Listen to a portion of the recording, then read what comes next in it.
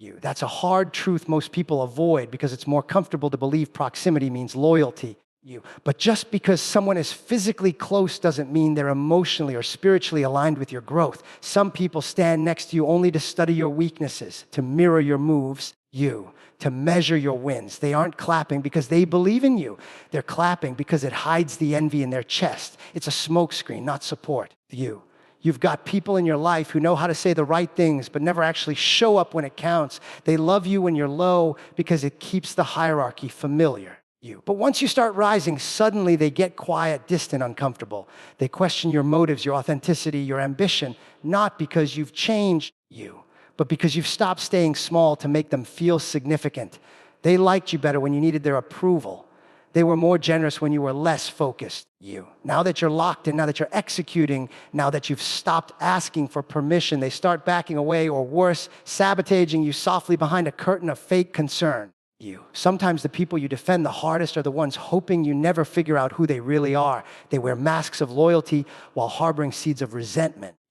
They collect your vulnerabilities like weapons and wait for the right moment to use them.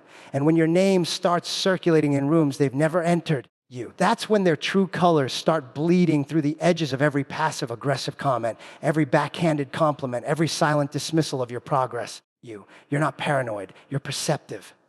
But they'll gaslight you into thinking your gut is lying. That's the danger of keeping snakes in your circle and calling them family.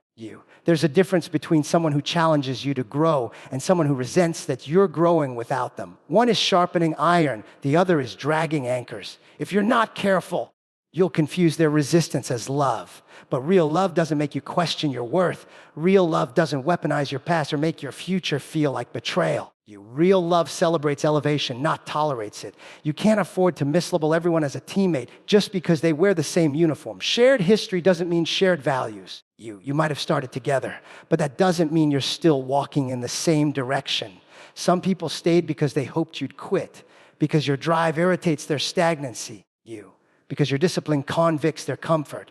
These are the ones who laugh with you in public but compete with you in private, who cheer your recovery but disappear during your breakthroughs. They want access to your story but don't believe in the next chapter. That's not your corner, that's a cage. You're not obligated to keep feeding people who bite the hand that built the table.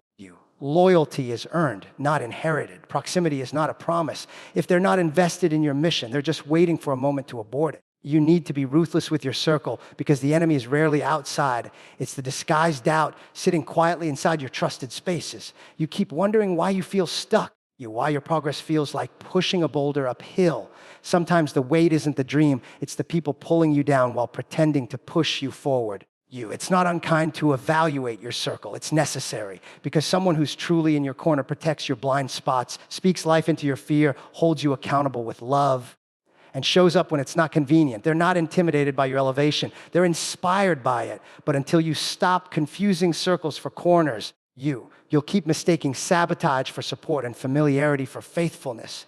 Just because someone has been part of your past doesn't automatically qualify them for a seat in your future. We often let time trick us into loyalty. We think they've been with me since day one, as if that's some kind of spiritual contract that excuses their absence, their lack of effort, or their emotional neglect in the present. But trust doesn't live in memories, it lives in patterns. It shows up in the quiet moments when no one's watching, in the small acts that echo louder than words ever could. People love to point back to how long they've known you, how many years you've been through it together. But longevity without reliability is just a long-term illusion. A decade of inconsistent support is still a decade of inconsistency. A shared childhood doesn't guarantee present-day loyalty. Some people just never left, but they stopped showing up a long time ago. They stayed physically close but emotionally distant. They clap when you're down and fall silent when you're rising. And yet we hold on because of the calendar, because of sentiment, because of guilt. You can't measure trust by how long someone's been in your life.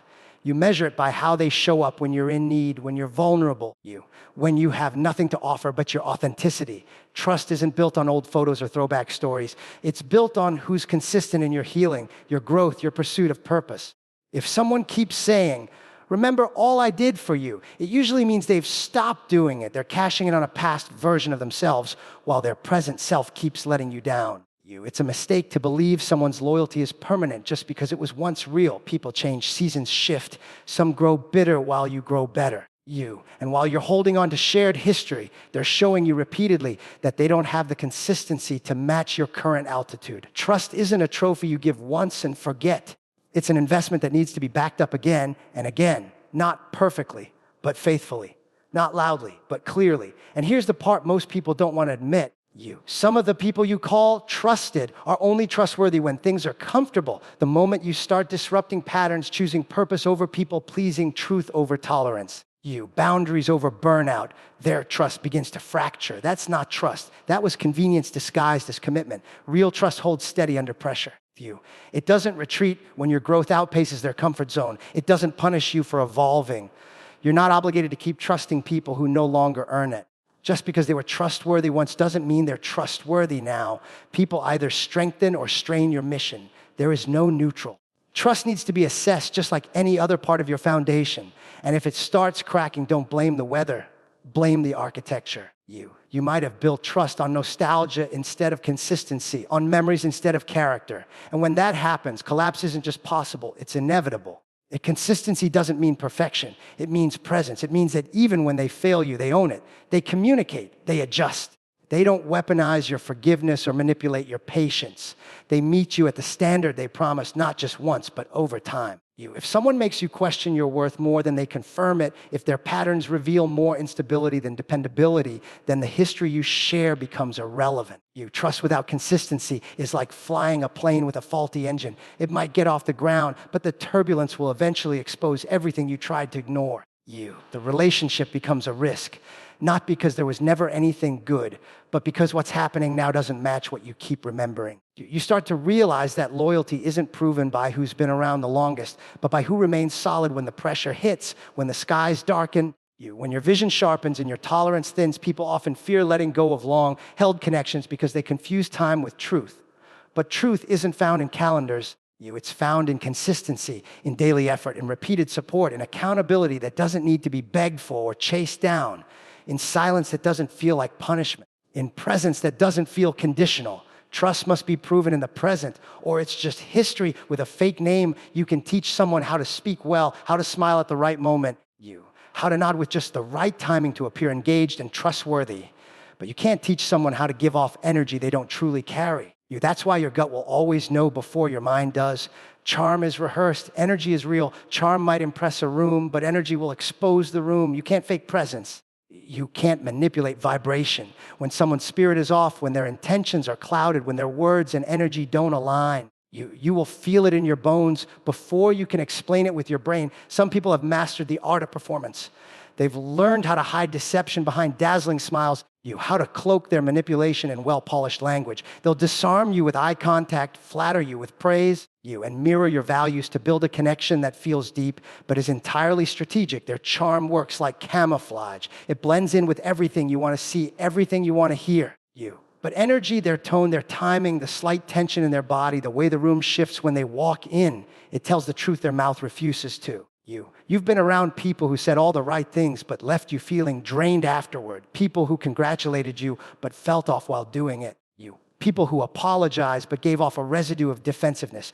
That's energy speaking. That's your inner radar telling you that the signal doesn't match the message. And the more you grow, the sharper that radar becomes. Your spirit begins to detect frequencies that words can't cover. You stop getting fooled by charisma and start listening for alignment. You stop giving passes to people who sparkle on the surface but leak chaos underneath. Energy never needs a microphone. It announces itself before anyone says a word. That's why the most dangerous people in your life aren't the loudest critics. They're often the most charming saboteurs. The ones who act like they support you but secretly resent you. The ones who smile when you're around but roll their eyes when you're not. The ones who pretend to cheer for your progress while quietly hoping for your downfall. Their charm is flawless, but their energy is sour. And if you ignore that, you set yourself up for betrayal that was avoidable. The people who drain you always have an excuse. They'll say you're imagining things, that you're being too sensitive, that you misunderstood their tone or took their words out of context. But energy doesn't miscommunicate. You don't need evidence to feel unsafe. You don't need receipts to honor your intuition. You don't need to rationalize why someone feels wrong. You just need to respect that they do. Because charm is temporary. It's a mask. It's a suit people put on to enter your life. But energy is naked. It doesn't lie. It doesn't need permission to show itself. It will always reveal what charm tries to conceal. There are people who look good on paper but feel off in person. They fit your checklist but not your soul. They match your interests but not your peace. And still, you give them the benefit of the doubt because they seem so sincere. But sincerity isn't about sound. It's about signal. Pay attention to how your body reacts when they enter the room. Do you tense up? Do you shrink? Do you overthink after interacting with them? That's energy alerting you. That's your inner compass pointing away from what your eyes are being trained to believe. Charm can't sustain connection. It's an entrance, not a foundation. Energy, on the other hand, builds trust over time. It makes you feel seen without trying. It makes you feel heard without loudness. It brings peace without explanation. That's why some of the best people you'll ever meet won't be the most charismatic, but the most consistent. The ones who don't need to impress you because their energy already aligns with yours. The ones who speak less but mean more, who don't just look the part but live it, breathe it, embody it. You start evolving when you stop looking for charm and start listening for congruence. Charm can sell anything, but energy delivers the truth. In a world obsessed with validation, it's easy to fall into the trap of thinking your vision requires permission. You start second guessing yourself because someone close to you didn't clap when you shared your dream. You delay starting because your family doesn't understand it. You water it down because your friends can't see what you see. But your mission wasn't assigned to them. It wasn't made to make sense to everyone. That whisper in your soul, that fire in your chest, that blueprint only you can decode, it's yours for a reason, not theirs. And the longer you wait for approval, the more you sabotage the very thing you were built to carry. Approval feels good. It gives you the illusion of safety. The nods, the likes, the applause, they feel like fuel. But they're not. They're decorations, not foundation. If your mission depends on applause, it will collapse in silence. If your mission needs others to get it before you go after it, then it's no longer your mission. It's a group project. And group projects rarely succeed when the group doesn't care like you do. You can't outsource conviction. You can't loan out your vision for public opinion. That's how purpose gets poisoned, when it's filtered through the insecurities of people who never dared to leave their comfort zone. Every mission worth fulfilling demands isolation. It demands protection. Because in the early stages, your calling is fragile, not because it's weak, but because it hasn't grown roots yet. If you expose it too early to people who don't have the spiritual capacity to see it, they'll stump on it without even meaning to. They'll offer logic when you need faith. They'll give you statistics when you need courage.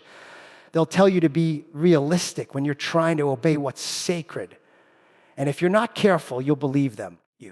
You'll start shrinking your assignment to make it digestible for people who were never meant to feed off it in the first place. Some of the loudest critics in your life will be the ones who once cheered for you until your growth started threatening their stagnation. They'll start saying you've changed, that you're different now, that you're forgetting where you came from. But what they're really saying is they're uncomfortable watching you become everything they were too scared to attempt. And if you crave their approval, you'll start slowing down just to keep their comfort intact. You'll disguise it as loyalty, as humility, as maturity. But deep down, it's fear. Fear of being misunderstood, fear of losing connection, fear of being labeled. But your mission isn't here to keep others comfortable. It's here to break patterns, shift atmospheres, and awaken something divine in you. And that kind of work isn't quiet. It won't always be received with open arms. Sometimes it will offend. Sometimes it will confuse. Sometimes it will isolate you from the people you once depended on. That's why it must be protected, not announced, not voted on, protected. The same way a pilot protects the cockpit. The same way a soldier guards classified intel. You don't put sacred things in casual hands. Protecting your mission means setting boundaries without explanation. It means saying no to people who only show up when it benefits them. It means going ghost for seasons, not because you're hiding, but because you're fortifying. It means keeping some things private while the foundation is being laid, because exposure too early can derail something meant to elevate you. Not because the mission isn't strong, but because your trust in the wrong voices gave them too much influence. You don't owe your journey a press release. You owe it discipline. You owe it obedience. You owe it protection. You can't expect to conquer what you won't cover. You can't expect to rise if you're constantly opening the door for doubt. The mission you carry is sacred. It's tailored. It's heavy, but it's holy. And not everyone deserves access to it just because they've known you the longest or have the loudest opinion. Some people want to spectate, not support. Some want to observe, not invest. And some want to sabotage quietly behind a mask of concern. That's why approval is dangerous when it becomes your compass. Because the mission isn't to be liked, it's to be launched. And launch requires clarity, not consensus. It requires boldness, not popularity. It requires protection, not applause. They don't come at you with fire and rage. They don't attack openly. They don't show their claws. They walk beside you, smile in your face, and speak your language. They remember your birthday, celebrate your wins in public, and call you family when it's convenient. But underneath the familiar tone and friendly gestures is something rotten, something cold and calculating. These aren't enemies in the traditional sense. These are the people who pretend to protect you while secretly praying for your collapse.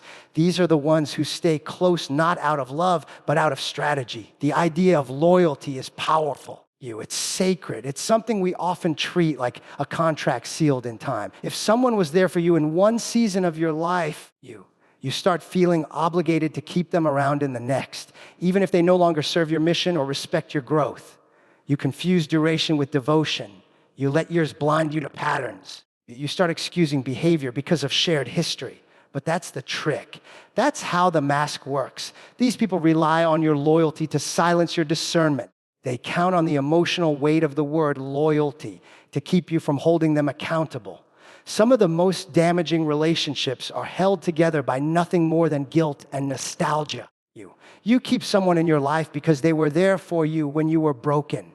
But you fail to realize that they're the same ones resenting your healing. They liked you better when you needed them, when you were dependent, quiet, unsure. Now that you're evolving, now that you're making moves, now that you don't call them for every little thing, they start to shift, but not loudly. They do it in subtle ways. Backhanded compliments, missed celebrations, support that's more symbolic than sincere. They show up with a smile, but bring an energy that suffocates your spirit. The mask of loyalty is thick. It's layered with good memories, emotional bonds, and shared struggles.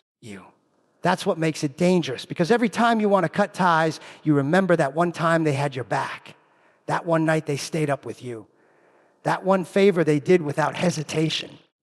And those moments were real. But real moments don't equal a real relationship. A snapshot of loyalty doesn't mean it still exists today. People evolve, and not always for the better. Some grow bitter watching others rise. Some hold on to you not because they love you, but because your shine gives them identity.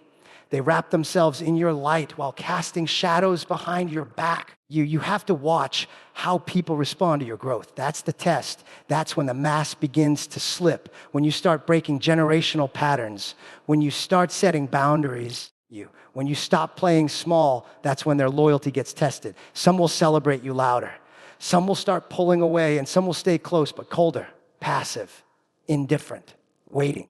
Not for your victory, but your vulnerability, because the mask they wear needs proximity. They can't work from a distance. They need access. They need to know your fears, your struggles, your doubts, because those are the tools they'll use to twist your path. It's not that they're evil in a cartoonish way. It's that they've made a quiet decision that your elevation threatens their comfort. And instead of growing with you, they choose to disguise resistance as loyalty. They say the right things, but carry a different energy. They offer help with strings attached. They act like they're in your corner, but give your name to conversations that don't deserve you. They applaud your wins in public, but question your motives in private. And all the while, they'll say, I've always been there for you, as if that excuses their inability to match your now with the same passion they gave your then. You can't measure loyalty by presence alone. It's not about who stayed. It's about why they stayed. It's not about who clapped. It's about how they clapped. Were they inspired? Or were they calculating? Did they stay because they believed in you? Or because being close to you benefited them? These are hard questions, but necessary ones. Because the most dangerous demons don't come to destroy you from the outside. They come disguised as anchors, wrapped in the language of loyalty. whispering just enough truth to keep you from cutting the cord. It's not some mystical trait reserved for the spiritually elite or the intellectually gifted. It's a daily decision to see beyond the surface, to observe without assumptions, to listen beyond what's being said, and to notice what's missing even when everything looks right. Discernment is the quiet skill of detecting the difference between good and almost good, between right and familiar, between truth and performance. It doesn't just show up when you need it, it grows as you train it. The more intentional you are about sharpening it, the more precise it becomes. It's the internal radar that helps you navigate relationships, opportunities, motives, and even your own thoughts. In a world full of noise and appearances, discernment is what separates the impulsive from the wise. It's the ability to pause when others rush, to question when others assume, to recognize danger even when it's wrapped in charm. And it doesn't come through default. It comes through practice, through paying attention, through sitting with silence long enough to hear the difference between peace and pressure. Discernment requires humility because it demands that you stop relying on surface level judgments. It asks you to admit that you can be wrong, that your instincts may need refining, that your emotional bias can cloud your perception. And that kind of awareness only comes when you value growth over ego. Discernment protects you from wasting time in counterfeit connections. It helps you recognize when someone is speaking to your insecurity instead of your potential. It teaches you that not every opportunity is an assignment and not every invitation is aligned with your purpose. The person who flatters you today might betray you tomorrow. The offer that looks golden might be coated in manipulation. Discernment gives you the ability to slow down, to sense the undercurrent, to walk away when everyone else is running in. It's not paranoia, it's precision. It's not judgment, it's wisdom in motion. This discipline is built in the small decisions. When you decide not to respond emotionally to every trigger, when you read between the lines of what someone says and match it against their actions, when you notice that a person's energy never aligns with their words, when you feel heavy after spending time with someone, even though they never said anything directly harmful, discernment helps you understand that energy doesn't lie even when words do. It teaches you to pay attention to patterns over promises, to consistency over charisma. You begin to stop asking, did they mean it? And start asking, do their actions confirm it? Sharpening discernment means learning to sit with yourself, to hear your inner voice without drowning it in external approval. It means knowing the difference between your intuition and your insecurity. Sometimes we call it gut instinct, but it's more than that. It's spirit, sharpened by experience and anchored in truth. And just like any discipline, the more you ignore it, the duller it becomes. Every time you override it to avoid conflict, every time you silence it to keep the peace, every time you dismiss it to fit in with the crowd, it loses some of its edge. But every time you honor it, even when it's inconvenient, even when it costs you relationships or comfort, it grows sharper, stronger, more reliable. Discernment doesn't always come with loud alarms. Sometimes it's a whisper, a pause, a heaviness, a repeated discomfort that shows up when you're about to say yes to something that doesn't sit right. It takes training to honor those subtle signals, to trust that your spirit knows what your emotions haven't figured out yet. The more you sharpen it, the faster you can detect misalignment. The faster you can exit spaces that are quietly eroding your peace. The faster you can identify when someone is mirroring your values to gain access rather than genuinely sharing them. Discernment lets you spot manipulation before it becomes a crisis. It helps you make decisions not based on pressure, but on clarity. It allows you to see red flags without needing them to turn into explosions first. It keeps you anchored when the world demands reaction. It's a discipline, and just like any weapon, it becomes lethal in the hands of those who commit to mastering it. It's the moment you stop negotiating your peace to accommodate people who never respected your presence. It's when you finally realize that loyalty to dysfunction is still dysfunction. You can love someone and still recognize that the relationship is killing parts of you that were meant to grow. You can be grateful for what someone did for you in the past and still accept that they no longer belong in your future. Walking away doesn't mean you're heartless. It means you've chosen to stop bleeding for people who only show up when it benefits them. People will guilt you into staying small. They'll remind you of everything they did for you. They'll weaponize shared memories. They'll twist your healing into betrayal. They'll say, you've changed, as if change isn't the whole point.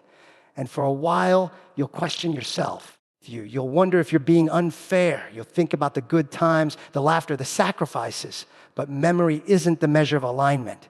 Clarity is. And clarity doesn't look back to stay stuck. It looks back only long enough to learn, then it moves forward without apology. The truth is, not everyone who started with you is meant to finish with you. Some people were only assigned to your survival season, not your elevation. They were a lesson, not a lifetime. But because they walk with you through pain, you assume they've earned a permanent seat at your table. What you miss is that some people love you more when you're broken, when you rise, when you set boundaries, when you stop needing their validation. Their tone changes, not overtly, not always with malice. Sometimes it's just subtle distance, fewer texts, less enthusiasm, quiet disapproval dressed as concern. That's not loyalty, that's resistance. And clarity demands you call it what it is. Cutting ties isn't about ego. It's not about revenge. It's about recognizing when a connection no longer carries mutual growth. It's about refusing to sacrifice your mental health for the comfort of others, It's about finally seeing how many of your setbacks were rooted in relationships that drained you more than they fed you. And when you begin to love yourself at the level you once loved others, the clarity hits harder than the grief, because now you see clearly peace was never going to be found in places where your value was up for debate. You can't keep making room for people who shrink you. You can't keep handing out access to those who misuse it. You can't continue to explain your evolution to those who are committed to misunderstanding it.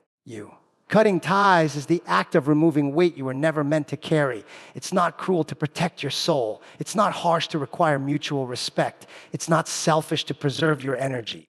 What's cruel is forcing yourself to stay in connections that cost you your confidence, your clarity, your calling. You start to realize that every time you kept someone in your life out of guilt, you paid for it with anxiety. Every time you watered down your vision to avoid making them uncomfortable, you betrayed your mission.